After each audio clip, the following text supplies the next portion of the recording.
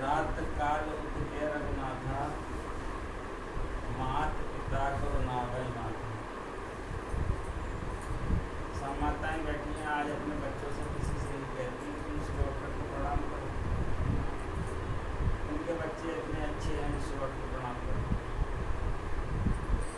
वो भी तो किसी ने उन्हें दीक्षा दिया होगा, नहीं दिया होगा। दीक्षा आप लोगों को भी देनी चाहिए अपने बच्चों को। बच्चा अच्छा 100 साल का हो जाए, माता के सामने बच्चा बच्चा होता है, बेटी कितनी बड़ी हो जाए, माँ के सामने बेटी होती है। इसलिए धर्म में ये अनुशासन लाया जाए, अमल किया जाए, सत्संग सुनकर के उसको अमल करना चाहिए, उस पर कुछ अपना जीवन उतारना चाहिए। भगवान कृष्ण भी ब्राह्मणों का, संतों का, गुरुओं का बड़ा सम्मान करते। भगवान शिव भी, भगवान शिव ने क्या नहीं किया। आज भगवान शिव के नाम पर मैं देखता हूँ लोग खूब भांग पीते, कभी नहीं छोड़ते भांग पीने। कहते हैं भोले ना बाबा ने भी भांग पी, भोले बाबा ने तो जहर भी पिया था, पता लग जाएगा क्या होगा। जहर पीने को राजी नहीं होंगे। भगवान शिव की सब कल्पना करते हैं। भगवान शिव ने अरे 16,800 दुआनियाँ कर ली, हम 4-6 कर लेंगे तो क्या हो जाएगा। अरे एक की तो पूर्ति ना कर रही, एक की छिड़ी तो आदमी भिखारी बना डूबता है। 4 से कर लेगा तो क्या करेगा, देश का सत्यानाश करेगा, पापी पैदा करेगा। 2 प्रकार का कर्म होता है, एक होता है शुभ कर्म और एक होता है अशुभ कर्म। कोई भी कर्म कर लो, 2 कर्म हम सब कर्म आते हैं। अच्छा कर्म करोगे उसको शुभ कर्म कहेंगे, जिसका फल अच्छा होगा उसको शुभ कर्म कहेंगे, जिसका फल नेगेटिव जाएगा, जो दुख देने वाला बनेगा, उसको अशुभ कर्म कहेंगे। अभी दीपावली जो होली हुई थी, होली को मैं कहीं मिलने नहीं जाता। कुछ लोगों ने मेरे से कहा, अरे पंडित महाराज आपको अहंकार है, आप मिलते नहीं किसी के करीब।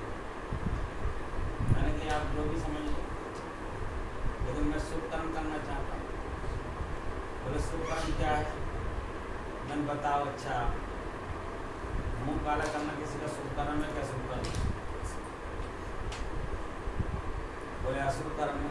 होली पे क्या होता है? मुँह काला होता है, तो क्रीम खाई तो किसी से करता है, किसी से करता है। गुटखा खाना शुभ कर्म है क्या? शुभ कर्म है। बोले अशुभ कर्म है। और गुटखा खा कर दूसरे का ऊपर को फूंक मारना शुभ कर्म होगा या अशुभ होगा? उसकी मुँह बदल जाएगी कि नहीं जाएगी? बोले अशुभ कर्म है। दारू पीना शुभ कर्म है क्या? शुभ कर्म है। बोला अशुभ कर्म है। दारू पीने वाला दूसरे ऊपर क्या करेगा? अपनी जैसी उसके ऊपर गिरेगा, जाकर के अपनी जैसी बदबू गंदगी पैदा करेगा। अच्छा, झूठ बोलना शुभ कर्म है क्या? शुभ कर्म है। अशुभ कर्म है। अभी कौन मिलेगा तुम्हें होली पर? यही लोग मिलेंगे। मैंने कहा एक से तो हम मिल नहीं पाए, और 1000 से मिलने के लिए हम भागते थे, और वो भी सब अशुभ कर्म से जुड़े हुए, कोई भी शुभ कर्म को देने वाला नहीं। अब ऐसी होली मिलने से क्या बात? हमने कहा हम केवल गुरु नाम से ही मिलना चाहते हैं। अगर हम इनसे ही मिलते चले गए तो हमारी होली मिल गई। सदा दिवाली संत की, 8 पैर बसंत, कभी साफी मारी संत की सदा दीपावली। वो दीपक के दर्शन करने के लिए लालायित रहता है, और दोनों दृष्टियों को एक करके देखने लगता है। तो दीपावली किसकी हुई? जिसके हर वक्त दीपक जलता हो उसकी दीपावली है, या जिसके दीपक नाम की चीज़ ही ना है उसकी दीपावली है। घंटा भर को जला करके फिर बजा दे उसकी दीपावली। बसंत कहते हैं भगवान, ये बसंत पंचमी जो आती है, इससे बसंत पंचमी से भगवान बसंत हो जाता है, होली का माहौल आ जाता है। तो बसंत का मतलब है जो आदमी उस रंग में जब सब उस प्रकाश को देखता है तो सूर्य कैसा निकलता है, भगवान रंग में होता है कि नहीं होता है? तो उसमें जाकर अगर हम जाता तो उसकी होली भी रोज हो रही है, रोज पापों का सत्यानाश हो रहा है। यदि होली का त्यौहार क्या है? पाप विमोचन त्यौहार है। इस पर पाप विमोचन की जाती है। इसमें जो भी कर्म करते हैं वो सीधे परमात्मा से मिलने के लिए होते हैं। आप देखिए, अष्टमी से ये रखती है, भोलाष्टकर इसको बोलते हैं। उससे कहा जाता है कोई भी शुभ कर्म मत करो। कहते हैं लोग, विवाह होता है तो कहते हैं भैया भोलाष्टका में विदा मत करो, पंडित लोग कहते हैं। होली जिस दिन अष्टमी होती है उस दिन चंद्रमा क्रूर हो जाता है। चंद्रमा के बाद दूसरे दिन को जो नवमी आती है उसमें मंगल क्रूर हो जाता है, बुध क्रूर होता है, गुरु क्रूर होते हैं, शुक्र क्रूर होता है, और जब 8वें दिन आकर के सुंदर होता है उसमें राहु क्रूर होता है, राहु में धोनी चलाई जाती है। अब ये 8 दिन जब क्रूर आ गए और जो हमारे शरीर के सामने, तो ये शरीर क्या है, ये बसंत रंग में रंगा हुआ जो शरीर है भगवान की तरफ जो बढ़ रहा है, ये होली की तरह एक दिन रहाया जाएगा। और ये सब क्रूर ग्रह शरीर को देख रहे हैं, ये छोड़ेंगे तो है नहीं शरीर, ये भी तो होली की तरह जलाया जाता है शरीर, इसकी वही क्रिया होती है जो होली की होती है। इसको लोग जब माता पिता के मरे हुए तो पैर छूते हैं, उसको भी होली को जा करके जड़ पड़ा हुआ है, उसको भी जाकर कलाई से बांधते हैं, पूजते हैं, वो भी जड़ है, वो शरीर भी जड़ है, उसकी भी परिक्रमा करके आंच लगा देते हैं, इस शरीर की परिक्रमा करके आंच लगा देते हैं। बताओ होली में शरीर में क्या अंतर रहा। होली तो हर वक्त आपके साथ है, इस होली में और इस होली पर ग्रह भी 8 वक्त तुम्हारे साथ हैं, जो हर वक्त तुम्हारे शरीर को किसी न किसी रोग से ग्रस्त रख रहे हैं, कभी बुद्धि को ग्रस्त रख रहे हैं, कभी पैरों की पीड़ाओं को रख रहे हैं, कभी दिल की धड़कन को रख रहे हैं, कभी दिमाग के चक्कर को रख रहे हैं, 1 मिनट को शांति नहीं मिलने दे रहे हैं, फिर शांति मिलेगी कहाँ। ऐसी होली के चक्कर में प्रहलाद भगत पड़ गए, अपने भैया के कहने पर प्रहलाद के लिए होलिका ने अपनी गोद में रख ली। उसको सिद्धि थी कि मैं अग्नि में नहीं जलूंगा, उसने अग्नि की तपस्या की थी, तो अग्निदेव ने उसको एक चादर दी थी, इस चादर को ओढ़ करके तुम बैठे रहना, तुम्हें कभी भी अग्नि नहीं जलाएगी। लेकिन भक्त की आगे भगवान हार जाते हैं, सब सिद्धियां फेल हो जाती हैं, सब तंत्र मंत्र फेल हो जाते हैं। उनके गुरु ने जो मंत्र उनको दिया था, उनके गुरु कौन थे? नारद जी। नारद जी ने उनको मंत्र दिया था, बेटा मैं तुम्हें हर समय में तुम्हारे काम आएगा, बस ध्यान रखना, इसको जपते रहना। श्वास श्वास से कृष्ण भक्त मिथा श्वास न खोए, ना जाने या श्वास को आवन हो ना हो, बस यही तुम्हारी रक्षा करेगा। तो इस होलिका से हम निकलने वाले हैं, हम नहीं सब निकलने वाले हैं, सब निकलते आए हैं। प्रहलाद को भी इस होलिका से निकलना पड़ेगा। तो इस होली में जब हम बैठ गए हैं, इस शरीर की ये होली है, ऐसा समझिएगा, ये शरीर है एक होली, तो होली से तो होली, अब आगे की तो सामान लो। अब होली जो होली गई, इस होली में इसमें हम आ गए और इसे छोड़ करके हमें जाना ही जाना है, ये आ गई तो होली, अब जो होली से तो होली, अब आगे की तो सामान लो, ये होली का मतलब है। तो प्रहलाद ने उसमें बैठ करके चादर के अंदर उस अपनी बुआ की गोद में और गुरु का दिए हुए मंत्र का जाप करने लगे। हुआ क्या, जब जोर से हवा चली, आँच लगी तो हवा चली। आप कभी भी होली में आँच लगती है, कोई जाते हैं वो देखना जाकर के, इस समय में होली में आँच लगती है, लपटें एकदम चलने लगती है हवा के साथ, कहीं भी होली जलाई जाए देखना। तो हवा चली तो वो चादर उड़ी और होली वो अपने को न संभाल पाई, जैसी चादर उड़ी वो प्रहलाद के ऊपर आ गई। प्रहलाद का वो मंत्र जाप ही उस चादर को अपने ऊपर ले आए। शुभ कर्म से शुभ कर्म का फल शुभ मिलेगा कि नहीं मिलेगा? मंत्र जाप करना शुभ कर्म है कि गलत कर्म है? रामायण में भी आया है, पंचम भजन सो वेद प्रकाशा, मंत्र जाप में दृढ़ विश्वास। अपने गुरु के ऊपर दृढ़ विश्वास करके मंत्र का जाप करना।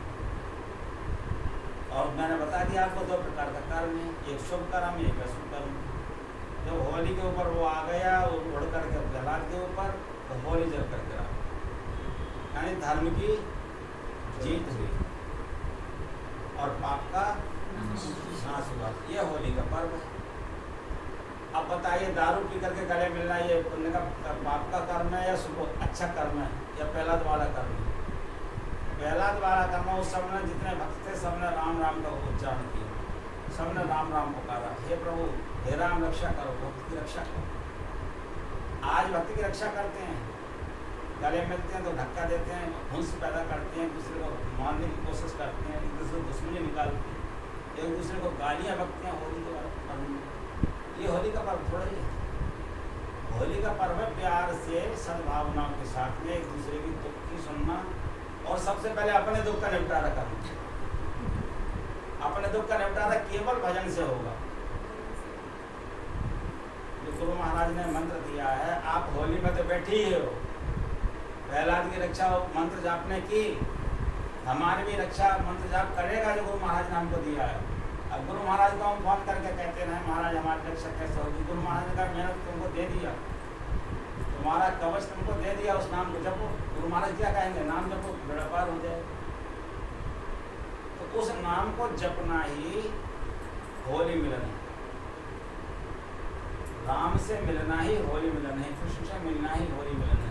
एक जगह हम कथा करने के लिए गए, राम की कथा सुना रहे थे, यादव वंश था। बोला महाराज हम क्षत्रिय की कथा नहीं सुनना चाहते, हमारे भगवान की कथा सुनो। मुझे बड़ा अचंभा लगा। एक जगह वही गए तो बोले भैया हमें कथा कृष्ण की चल रही थी, बोले राम की कथा क्यों नहीं सुनाते आप, राम की कथा सुना। मैंने कहा भाई भाई बड़े बड़े विचित्र लोग, मैंने राम अलग है कृष्ण अलग है। राम ने भी संसार में पाप मिटाने का काम किया, कृष्ण ने भी हम लोगों को कल्याण करने के लिए पाप मिटाने का काम किया। भगवान ने एक नहीं 24 अवतार लिए। भगवान ने जब पहले प्रलय आई थी तो वो मछली बन गई थी, भगवान मत्स्य अवतार लिया था और पूरे समुद्र के जल को बीच में अड़ गए खड़े होकर के, मछली बन करके पूरे समुद्र के धार को अपने ऊपर होगा और पब्लिक की रक्षा की, भक्तों की रक्षा की, भक्तों ने उनको पकड़ा। नरसिंह भगवान बन गए, जब वो अत्याचार कर रहा था प्रहलाद के ऊपर तो भक्त की रक्षा के लिए उसको मार दिया भगवान ने। भगवान तो एक ही थे।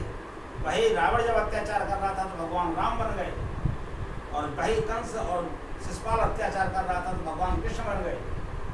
और वही जब देखा कि एक राक्षस पृथ्वी को जमीन के अंदर लेके चला गया, उस समय में भगवान शूकर बन गए। इतनी नीची होनी है शूकर, है कि नहीं है? कोई शूकर के पास हो जाए, उसको चींटे भी लगे तुरंत नहाना पड़ेगा। देवताओं ने पुकारा प्रभु आप कहाँ जा रहे हो, किस योनि में चले गए, इस देश का क्या होगा? बोले मैं भक्त के लिए भी कुछ भी कर सकता हूँ, भक्त के लिए रात और दिन उसके लिए मैं जगता हूँ, उसके लिए तपस्या करता हूँ। भक्त मुझे क्या पुकारता है, मैं भक्त को खुद पुकारता हूँ। मैं इस अपने भक्तों की रक्षा के लिए ही ईश्वर का अवतार लिया है। मैंने आप चिंता ना करें, मैं फिर देवता बन जाऊँगा, फिर नारायण बन जाऊँगा, मैं फिर जगत गुरु बन जाऊँगा। हम जो हमारी रक्षा के लिए भगवान इतना सब कुछ प्रयास कर रहा है, और इससे भी बढ़कर के प्रयास हमारे सामने मौजूद है, जो हर वक्त हम देख रहे हैं। वो लोग क्या देख रहे हैं? किसी माँ के पेट में जब बच्चा होता है तो कितने कुंटल वो साल में पानी पीता होगी माँ, पीती होगी कि नहीं होगी? कितना अन्न साल में खा लेती होगी, मनोमन अन्न खा लेती होगी कि नहीं खा लेती? वो जठराग्नि में जाकर के जल करके भस्म हो जाता है और विष्ठा बन करके निकलता है। जो जल पीते हैं मलमूत्र बन करके निकलता है। लेकिन परमात्मा जब हमारी रक्षा कर रहा था तो एक बूंद पिता के द्वारा माँ के पेट में पहुंचा हुआ जल का बूंद कहीं भी भस्म नहीं हो सका, उसका निर्माण कर दिया। ऐसी जठराग्नि के अंदर हर वक्त हम लोगों को जिंदा रखा उस परमात्मा, वहाँ भी हमारी हर वक्त रक्षा की। बोलो कौन सी कमी छोड़ी उसने हमारे साथ में? अगर वो एक लंका प्लेटफार्म गायब कर देता तो क्या संसार में कोई ऐसा आदमी था जो तुम्हारा प्लेटफार्म चालू कर देता? किससे मिलोगे फिर? अगर एक लंका हाथ नहीं देता तो संसार में कोई ऐसा हाथ नहीं था जो इस दूसरे हाथ की तरह काम कर लेता। तो किससे मिलोगे? उससे बड़ा किसने हमारे संग में किया है? ऐसे स्थिति में हमें ईश्वर का भजन करना चाहिए। होली मिलन त्योहार यही है कि हम जिसने भेजे हम उससे मिलने का प्रयास करें, जैसे प्रहलाद ने किया और उसकी रक्षा हुई। हमारी भी रक्षा हो गई, हमारे परिवार की भी रक्षा हो गई, हमारे मिलने वालों की भी रक्षा हो गई, हम जिसके पास जाएंगे उसकी भी रक्षा होगी। भक्त जहाँ जाता है, भगवान ने अभी आपने इसमें सुना था, भगवान ने क्या कहा था? भगवान राम ने कहा मैं भक्त के लिए सब कुछ करने को तैयार हूँ। भक्त को जो सताता है वो मुझे बर्दाश्त नहीं होता। मुझे कुछ भी कह ले, मैं कोई परेशानी नहीं।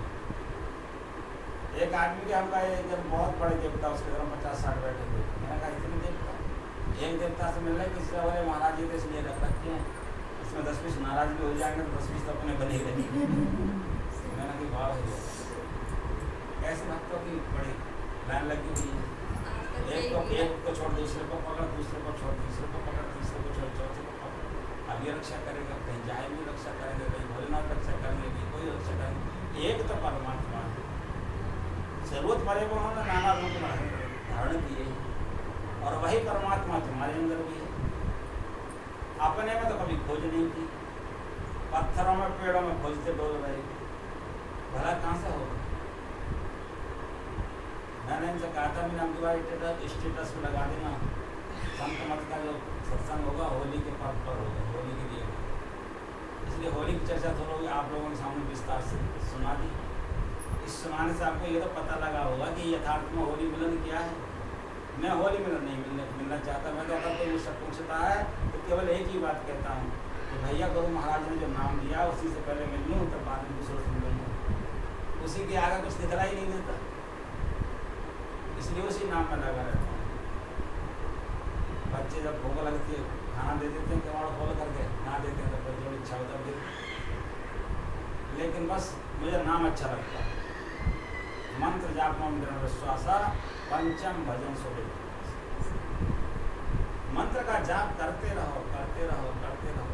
आपके ऊपर भी जैसे पहला के ऊपर एक चादर आई थी, आपके ऊपर भी उस नाम रूपी कवच आपके ऊपर आ जाएगा और दुनिया में कभी भी अशुभ कर्म होने ही नहीं देगा।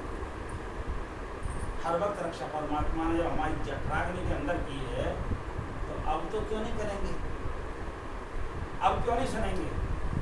उन पर विश्वास होना चाहिए और श्रद्धा के साथ नाम लेना चाहिए, श्रद्धा के साथ सत्संग करना चाहिए। आपका जो कर्म है ये कौन सा कर्म है, सत्संग में बैठे हुए, ये शुभ कर्म है कि नहीं है। शुभ कर्म में कोई तो मिलेगा नहीं मिलेगा, तो शुभ कर्म करते रहना चाहिए, अशुभ कर्म से बचो। अभी शास्त्री ने इसका नाम क्या लगाया, कुलदेवी, और यथार्थ में कुलदेवी हर घर में ये मौजूद मिलेगी। इसको देखने के लिए आदमी के पास 12 बजे तक का टाइम हो जाए और भजन करने के लिए 1 घंटा और आध घंटे में इससे दर्द हो जाएगा, बैठा ही नहीं जाएगा। पता नहीं क्या क्या शरीर का हाल होगा। इसको देखने के इसलिए कुलदेवी माने, इसको सब पूज रहे हैं,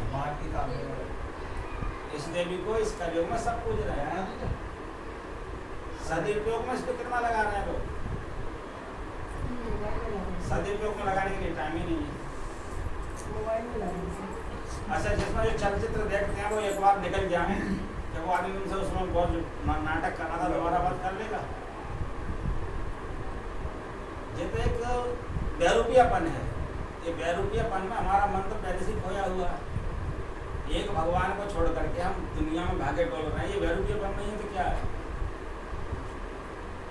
बहुत रुपया से बचो, केवल एक को साथ, एक साथ हैं तो सब सद हैं और सब साथ हैं सब जाते।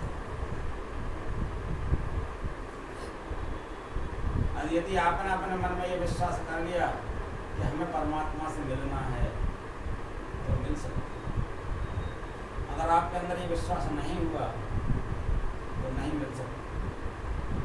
इस योनि को आप क्या समझ रहे हैं, इतनी अमूल्य योनि है ये कि कोई भी आदमी इस योनि में से निकलने के बाद में दोबारा ये कहे कि मैं मनुष्य बनूंगा, बड़ा मुश्किल है। अगर इस योनि से शुभ कर्म के बजाय अशुभ कर्म में किसी तरह से ढल गए और अशुभ कर्म का जब सामने फल आया, फल तो आता है, अगर कोई किसी के मजदूरी करने जाएगा तो शाम को मजदूरी वो देता है। जब कोई बच्चा अच्छी मेहनत करता है उसका नंबर मास्टर देता है। जब आदमी पेट को रोटी बनाता है तो पेट की भूख बुझता है। इसी तरह से जब किसी तरह से आपका अशुभ कर्म यदि आपसे हो गया और ये योनि आपके हाथ से चपड़ गई तो एक युग को तो छोड़ो, 4 युग में भी ताकत नहीं है जिसमें दोबारा मनुष्य बना। कलयुग की आयु मार्ग में कितना है, 4,32,000 वर्ष, और द्वापर की 8,64,000 वर्ष, और त्रेता युग की 12,96,000 वर्ष, और सत्ययुग की 17,28,000 वर्ष।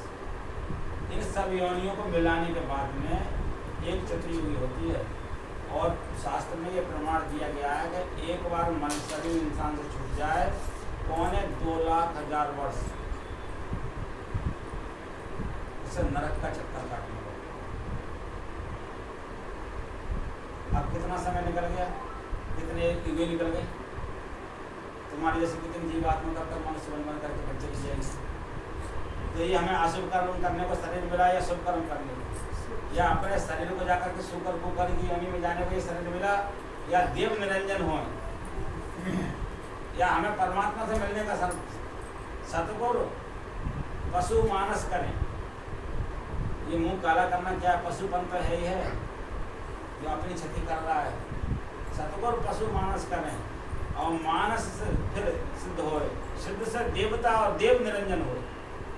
यदि आपने इस नाम को जपना शुरू किया जो आपके गुरु ने दिया है, तो आप मनुष्य बनोगे, पशु से मानुष करेंगे। मनोरभव मनोरभव मनोरभव कई बार कहा था विवेकानंद स्वामी ने अमेरिका में, अरे मनुष्य हो मनुष्य बनो, मनुष्य बनो। क्यों अमेरिका में कहा था इस बात को? इसलिए कहा था कि वहाँ के लोग मांस खाते हैं, ट्रकों से जहाज़ों से मांस वहाँ जाता है खाने वाला, और वो पैक कर जाते हैं। अगर वहाँ एक दिन के लिए लाइट चली जाए तो करोड़ों करोड़ों का नुकसान हो जाता है, भोजन का माल सड़ जाता है। उस मांस को खाने वालों का ये मनुष्य खाना, ये मांस खाना, ये मनुष्य का काम नहीं, ये काम है पशु पक्षियों का। अगर मांस ही खाना था तो पशु पक्षी बन जाना था। मांस खाने का हमारा काम नहीं है, गुटखा खाने का हमारा काम नहीं है, दारू पीने का हमारा काम नहीं है। हमें तो मनुष्य बन जाएंगे तब भी दोबारा मनुष्य बन जाएंगे। अगर मनुष्य के कर्म हम सीख गए, मनुष्य के कर्म हम करने लगे, तो दूसरी योनि हमको मनुष्य मिल जाएगी। लेकिन मनुष्य भी बिना गुरु की आज्ञा से नहीं बन सकते। गुरु के बताए रास्ते पर जब तक नहीं चलोगे तब तक मनुष्य नहीं बन सकते। मनुष्य बनना बहुत जरूरी है। मनुष्य के बाद में तब सिद्ध बनोगे, तब देव बनोगे, और देव से तब निरंजन बनोगे। देव का होता है देने वाला, तुम दूसरे को भी देना सीख जाओगे, दूसरे का कल्याण करना सीख जाओगे।